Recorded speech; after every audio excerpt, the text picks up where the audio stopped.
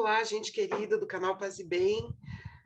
Estou aqui de volta, né, para continuar a nossa leitura do livro Caliban e a Bruxa. Semana passada eu não pude enviar, né, o vídeo novo, tive que enviar o vídeo antigo do meu canal, do canal Filosofia em Movimento, porque eu estava com Covid, mas me recupero bem. Ontem foi o primeiro dia sem dor de garganta, hoje já estou conseguindo falar sem sentir dor, né? Então tá tudo certo. E hoje a gente vai continuar a leitura, então, do Caliban e a Bruxa. Esse trecho aqui do livro, né, ela desenvolve muito essa ideia de como que a mulher, no início do capitalismo, nos primeiros momentos do capitalismo, ela foi compreendida como um recurso natural em substituição à terra. Então, ela diz que o destino das mulheres na Europa Ocidental, no período de acumulação primitiva, foi similar ao das escravas nas plantações coloniais americanas, que, especialmente depois do fim do tráfico de escravos, em 1807, foram forçadas por seus senhores a se tornar criadoras de novos trabalhadores, né? Isso aqui é uma coisa interessante, que eu acho que eu já falei num outro vídeo sobre esse livro, Caliban e a Bruxa, que ela compara mesmo a situação de escravidão e de exploração absoluta a qual a mulher foi submetida na Europa, nessa transição para o capitalismo, os primeiros séculos do capitalismo, com a exploração dos escravos no processo colonial. Que ela vai dizer assim, olha, os ganhos econômicos da escravidão dos africanos era algo explícito, né? Olha, vamos levar para as plantações, vão trabalhar trabalho forçado, tal, escravidão, papapá. Estuprar uma mulher negra e fazer com que ela tenha filhos tem uma função, né, de reproduzir escravos e etc., mais escravos, né? Então, isso era explícito. Aí, o que ela vai dizer é que os ganhos econômicos derivados da exploração das mulheres pobres brancas no continente europeu são mais dissimulados. Ninguém viu isso claramente. Essa é a tese desse livro. E o que ela faz nesse livro é explicar quais são esses ganhos econômicos, né, derivados dessa degradação que a mulher sofreu nos primeiros séculos do capitalismo europeu.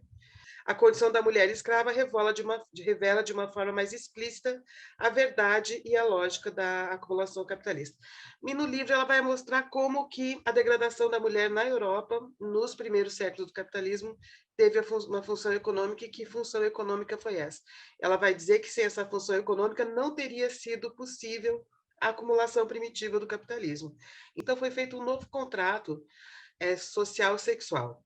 As proletárias se tornaram para os trabalhadores homens substitutas das terras que perderam com os cercamentos, seu meio de reprodução mais básico e um bem comum de que qualquer um podia se apropriar e usar segundo a sua vontade.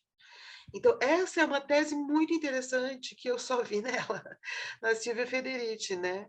E que as proletárias se tornaram para os trabalhadores homens as substitutas das terras que foram perdidas, né, com o cercamento. O cercamento é a privatização das terras e que tira o trabalhador rural do usufruto da terra, né? E das leis que protegem o usufruto da terra. Então, o que ela vai dizer? As mulheres começaram a ser destinadas a uma função privada cujo trabalho não é reconhecido como trabalho, cujo fazer, né, cuja atividade de reprodução, de cuidado, de manutenção da casa, não é entendido como algo que faz parte do sistema produtivo. Então, elas são destituídas de salário, são destituídas de autonomia. Ao longo do tempo, elas vão perdendo autonomia com relação à própria subsistência e vão perdendo recursos e vão sendo cada vez mais exploradas na medida em que deixam de ser consideradas trabalhadoras e sim domésticas, vamos dizer, né? Como se fala hoje em dia. Substituindo a terra. Então, qual é o recurso natural que se pode usufruir de boas? Está lá disponível, como o ar, como a água. A mulher também, então a mulher é a terra.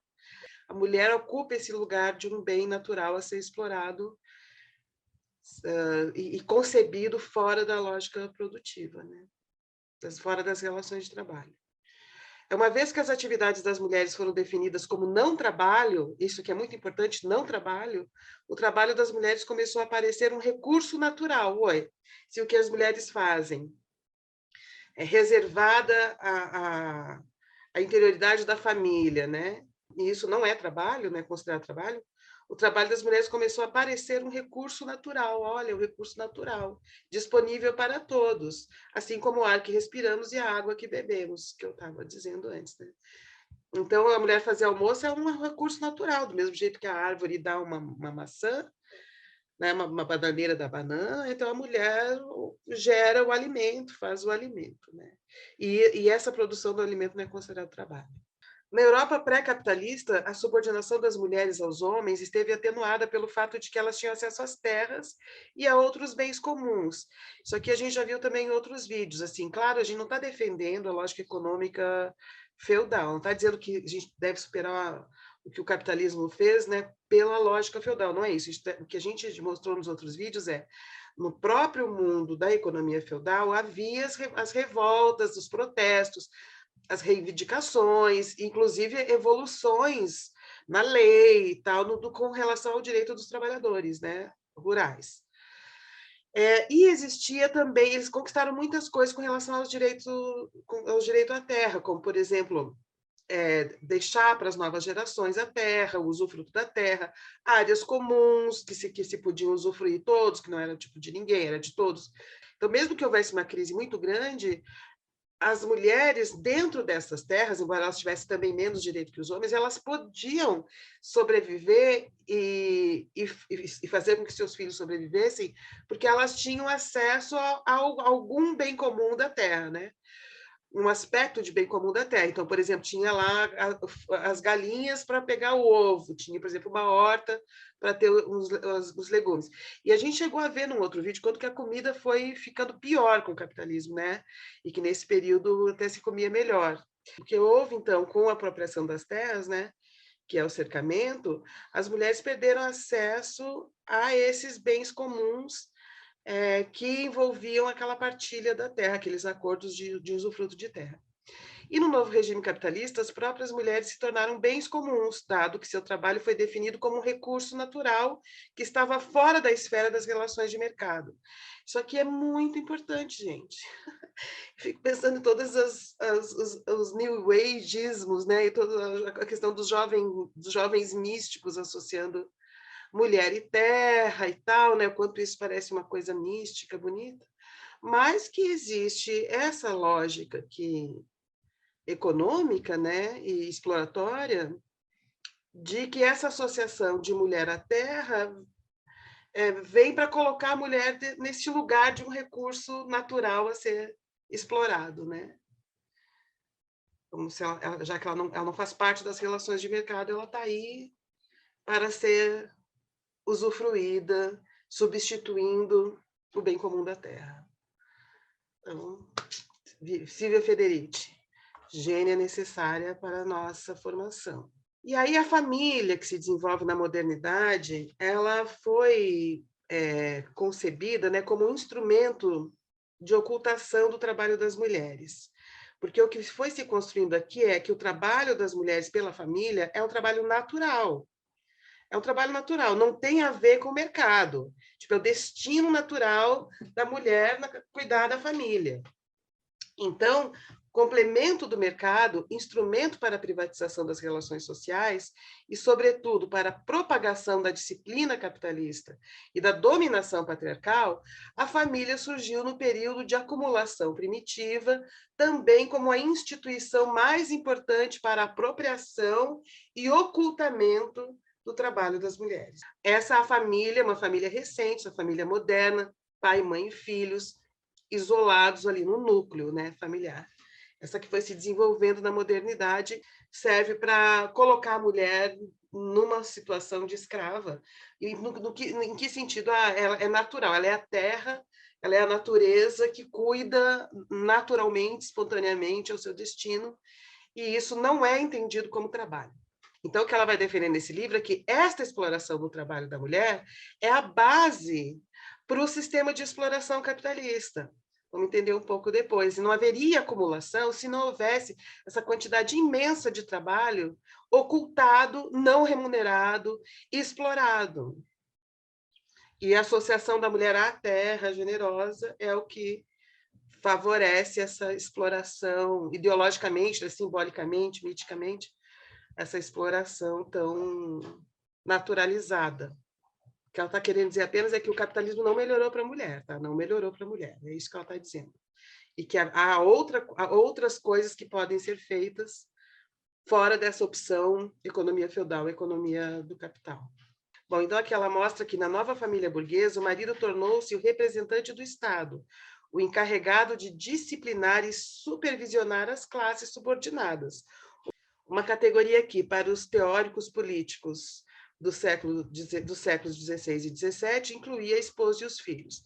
Então, essa é uma nova configuração, né, de família em que o homem, né, é o representante do Estado que subordina os inferiores. Os inferiores, nesse caso, as mulheres e os filhos. Daí a identificação da família com um microestado ou com uma microigreja, assim como a exigência por parte das autoridades de que os trabalhadores e trabalhadoras solteiros vivessem sob o teto e as ordens de um senhor.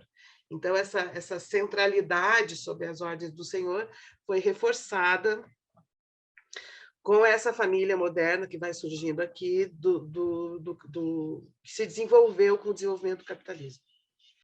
Enquanto na classe alta era a propriedade que dava ao marido poder sobre a esposa e os filhos, a exclusão das mulheres do recebimento de salário dava aos trabalhadores um poder semelhante sobre suas mulheres, que é a subordinação da mulher ao salário do marido. Porque o que vai acontecendo ao longo desse tempo é que a mulher vai sendo destituída de direitos de trabalho remunerado. Ela perde, inclusive, o direito de pagar impostos, de ser alguém com autonomia para pagar os próprios impostos, porque o trabalho dela vai sendo considerado uma coisa secundária, uma coisa natural, uma coisa que acontece ali para dar apoio ao marido, né? Então, ela vai realmente sendo destituída de direitos de cidadania, né? A tese que ela vai defender aqui é que isso não aconteceu porque os homens são malvados, né? Assim, naturalmente malvados, mas porque é esta exploração do trabalho da mulher, essa destituição de direitos da condição de trabalhadora da mulher, é que favoreceu a acumulação do capital, favoreceu a acumulação primitiva, favoreceu o desenvolvimento do capitalismo. Sem essa quantidade imensa de trabalho ignorado, que é o trabalho das mulheres, o capitalismo não teria conseguido acumular como conseguiu e dar a sua arrancada. Então, a mulher ela virou tipo uma auxiliar, mesmo ela trabalhando, por exemplo, nas oficinas dos seus maridos artesãos, ela ajudava o cara, ela ajuda o cara, né? Pode fazer ali uma outra costura e ajuda, mas isso não é considerado assim, uma trabalhadora, e que ajuda o marido. E quando ela fazia essas pequenas ajudas e era remunerada, o dinheiro ia para o cara, é o marido que administra, passou a administrar o dinheiro que ela recebe eventualmente. Aí, então, ela diz, né? Afinal, uma esposa podia ajudar-lhes com o trabalho que eles realizavam para os comerciantes, ao cuidarem de suas necessidades físicas e do provimento de filhos que, desde a tenridade, podiam ser empregados no tear ou em alguma ocupação auxiliar. Então, criar esse núcleo familiar fechado era muito importante para uma produção, para uma grande escala de produção, na qual boa parte desse trabalho era oculto. Era oculto o trabalho da mulher e dos filhos pequenos, porque só o marido era considerado trabalhador. Porque o auxílio dela era considerado um auxílio natural, então não era um trabalho visível e, portanto, não pesava na contabilidade de preço, por exemplo, de retorno. Então, ela vai chamar isso, a Silvia Federici, de o patriarcado do salário. O que se destaca nesse tipo de organização é que, embora a esposa trabalhasse junto ao seu marido, produzindo também para o mercado, era o marido que recebia o salário da mulher. Então, olha, o patriarcado do salário, uma coisa, isso é um conceito que ela está propondo aqui nesse livro muito importante, o patriarcado do salário. Nós não encontramos entre a classe trabalhadora nesse período a clássica figura da dona de casa em período integral, porque ela está dizendo que aqui ainda as mulheres tinham essa função de ajudar, né, ajudar o marido. Mas isso vai evoluindo, que chega lá no século XIX, finalmente é construída essa mulher dona de casa integral, né? Foi somente no século XIX, como resposta ao primeiro ciclo intenso das lutas contra o trabalho industrial, que a família moderna, centrada no trabalho reprodutivo em tempo integral, não remunerado da dona de casa, se generalizou entre a classe trabalhadora, primeiro na Inglaterra e mais tarde nos Estados Unidos. Ao longo dessa primeira fase de proletarização, era a prostituta que realizava com maior frequência as funções da esposa para os trabalhadores homens, cozinhando e limpando para eles, além de servir-lhes sexualmente. Isso nos primeiros momentos, então, dessa crise, né, e do desenvolvimento da proletarização. Aqui, nesse período, a prostituição começou a ser, então, criminalizada, né? A prostituição e a prostituta, não o homem que usufruía do trabalho delas. Então, a criminalização da prostituição castigou a mulher, mas que não teve efeito sobre seus clientes homens, reforçou o poder masculino. Qualquer homem podia agora destruir uma mulher simplesmente declarando que ela era uma prostituta ou dizendo publicamente que ela havia cedido aos desejos sexuais dele. As mulheres teriam que suplicar aos homens que não lhes tirassem sua honra, a única propriedade que restava a elas, a honra, já que suas vidas estavam agora nas mãos dos homens, que, como senhores feudais antes, né, podiam exercer sobre elas um poder de vida e morte.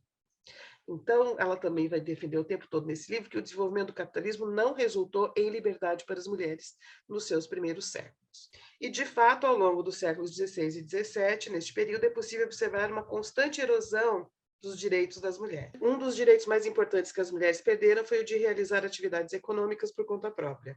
Na França, perderam o direito de fazer contratos ou de representar a si mesmas nos tribunais, tendo sido declaradas legalmente como imbecis. Na Itália, começaram a aparecer com menos frequência nos tribunais para denunciar abusos perpetrados contra elas.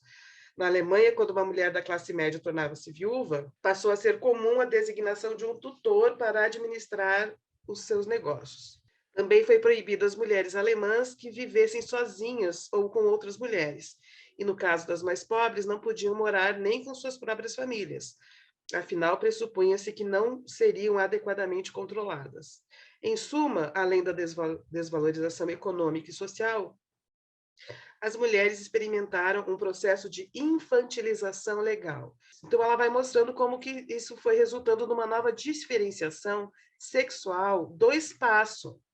Construíram-se novos cânones culturais que maximizavam as diferenças entre as mulheres e os homens, criando protótipos mais femininos e mais masculinos, quer dizer, ultrafeminilização e masculinização, um distanciamento, né, desses protótipos. Então, tem toda uma diferenciação do espaço que é regido por uma diferenciação sexual, tornando cada vez mais extremas as diferenças entre o feminino e o masculino, a mulher e o homem.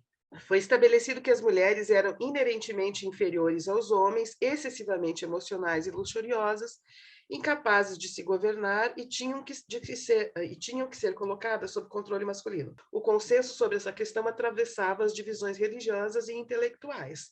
As mulheres eram infantis, luxuriosas, emocionais, incapazes de se autogovernar.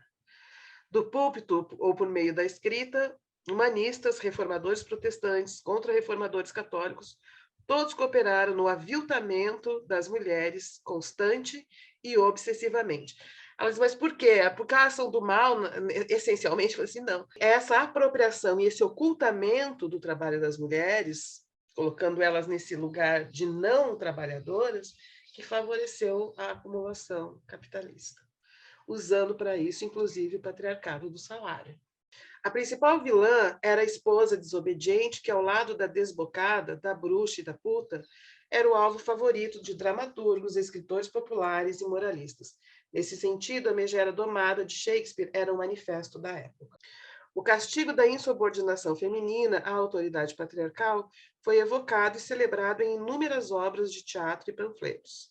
No mesmo período, foram introduzidas novas leis e novas formas de tortura destinadas a controlar o comportamento das mulheres dentro e fora de casa, o que confirma que o vilipêndio literário das mulheres expressava um projeto político preciso, com o objetivo de deixá-las sem autonomia nem poder social. Então, isso é uma coisa muito interessante, assim, como que aquilo que para a ideologia, né, masculina, né, era a era da razão, né, a era da razão, a iluminação da razão, para as mulheres não foi bem assim, né? Então, na Europa, da Era da Razão, eram colocadas focinheiras nas mulheres, acusadas de serem desbocadas. Focinheiras, como se fossem cachorros. Elas eram exibidas pelas ruas. Então, olha, isso aqui é uma focinheira que se colocava nas mulheres insubordinadas, as faladeiras. Uma resmungona, né, que está aqui. Uma resmungona é obrigada a desfilar pela comunidade usando a rédea, uma engenhoca de ferro usado para punir mulheres de língua afiada. Significativamente, um aparato igual ou parecido era usado por europeus traficantes de escravos na África para dominar os cativos e transportá-los aos seus barcos. Gravura inglesa do século XVII. Então, quando a gente compara a escravização das mulheres na Europa, a escravização dos africanos nas Américas, tem razão de ser, inclusive, nas técnicas, nas tecnologias de repressão. As mulheres eram tratadas com a mesma hostilidade e senso de distanciamento que se concedia aos índios selvagens na literatura produzida depois da conquista colonial. Em ambos os casos, a depreciação literária e cultural estava a serviço de um projeto de expropriação. Então, por que se depreciava os índios nativos das Américas? Para expropriá-los. Por que se depreciava os africanos? Para expropriá-los. Por que se depreciava as mulheres na Europa? Para expropriá-las. É a mesma lógica de difamação, depreciação, expropriação e exploração. O ataque travado contra as mulheres justificou a proibição de seu trabalho pelos homens e a criminalização de seu controle sobre a reprodução. Sempre o preço da resistência era o extermínio.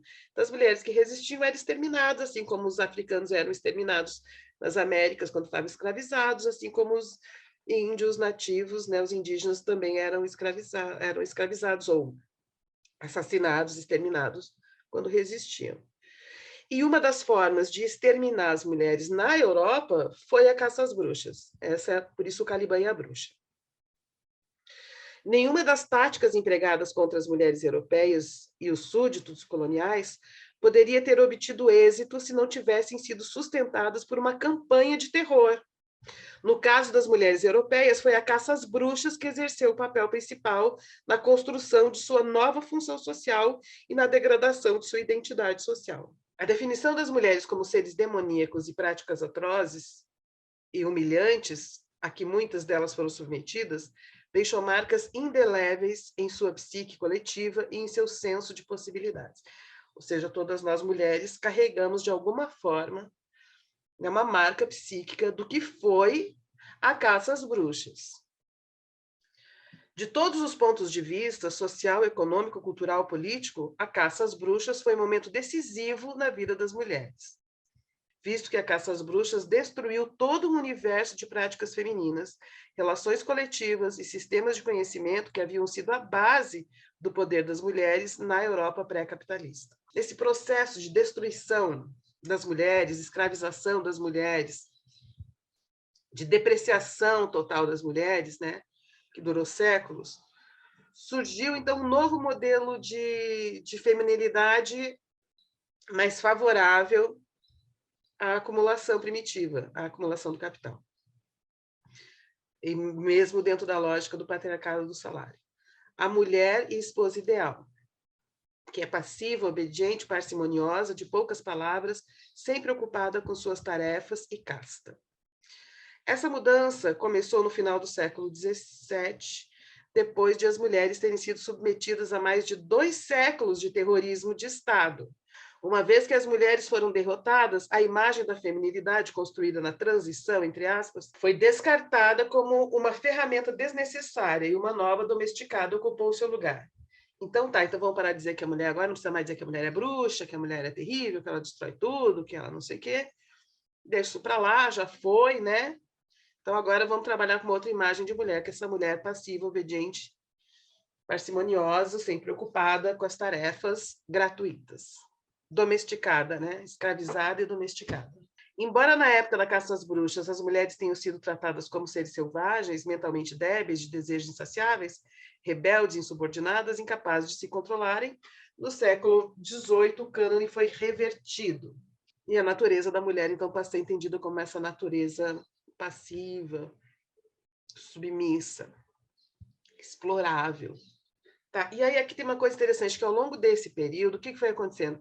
As mulheres foram perdendo os direitos, inclusive em função de leis que foram sendo criadas, direitos reprodutivos. Então, as mulheres pararam de poder controlar a natalidade.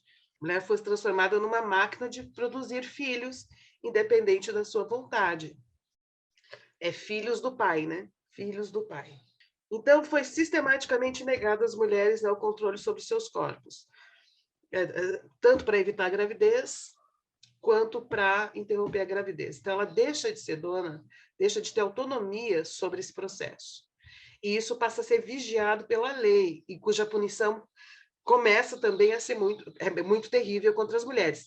Aliás, associado à bruxa que mata crianças, né? A bruxa que torna os homens inférteis, as mulheres não podem ter filho.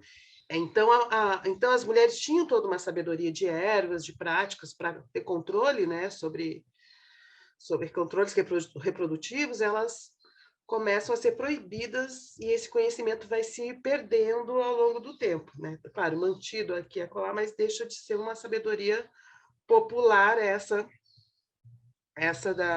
que as mulheres tinham de controle reprodutivo. Técnicas de evitar a gravidez, técnicas de interromper a gravidez. Por quê? Porque aí a função da mulher qual seria? Ela dentro da lógica do capitalismo, né? Ela tem que reproduzir corpos, né? Fazer novos trabalhadores, cuidar deles gratuitamente, para que eles, depois de crescidos, desenvolvidos, vão para trabalhar, né? Vão ser assalariados. Cujo trabalho virou mercadoria, cuidar deles passa a ser um trabalho invisibilizado. Então, se o trabalho virou mercadoria, né? No capitalismo, o trabalhador o proletário vende o seu trabalho, existe todo um processo, né, de produção dessa mercadoria, de cuidado dessa mercadoria, né, para que ela seja bem aproveitada e entre na lógica de mercado. Esse trabalho é feito pelas mães. As mães que cuidam, vão preparando os seus filhos para o mercado, para venderem o seu trabalho. Só que esse trabalho das mulheres foi invisibilizado, não foi considerado trabalho. É o tal do recurso natural, a natureza que gera isso naturalmente. É natural, não é algo que tem que ser contabilizado na lógica de mercado. Então, é invisibilizado o trabalho das mulheres. Foi a redução das mulheres a não trabalhadoras um processo muito estudado pelas historiadoras feministas, que estava praticamente completo até o final do século XVI. Tudo isso explica a revolta contra as leis reconhecerem a empregada doméstica como operária e a proteção legal dos direitos sobre o trabalho doméstico, coisa que até hoje no Brasil é motivo de antipetismo, né? De revolta de quem tem que entender que a trabalhadora doméstica é uma operária. Muito bom, acho que a leitura é necessária, fundamental para as mulheres, tá bom? Gente, olha só, estou com uma promoção ótima no tendafilosofia.eadplataforma.com. Promoção ótima, os cursos que a gente tem lá, os 3 primeiros cursos, estão numa promoção maravilhosa, tipo R$ 150, mais os bônus, R$ 150 por tempo limitado, não posso deixar esse preço por muito tempo. E por curto período, é promoção de arrancada, porque eu vou renovar os cursos da plataforma, então a gente está fazendo um saldão dos cursos que tem lá, tá bom? Dê uma olhada lá. Então tá, gente, até semana que vem, grande abraço para vocês.